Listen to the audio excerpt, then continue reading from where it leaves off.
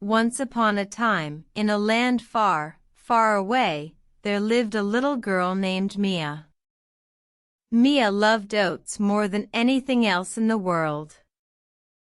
One day, Mia woke up early and decided to bake some oatmeal cookies. She gathered the ingredients: oats, flour, sugar, and butter.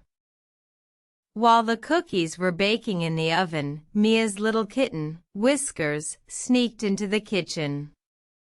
He smelled the delicious aroma of oats and couldn't resist.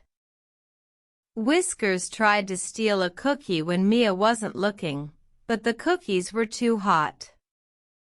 Whiskers hopped back with a yelp, but Mia just laughed and gave him a cool oatmeal cookie. Mia and Whiskers enjoyed their warm oatmeal cookies together, sitting by the windowsill. They looked out at the sun setting, feeling happy and content.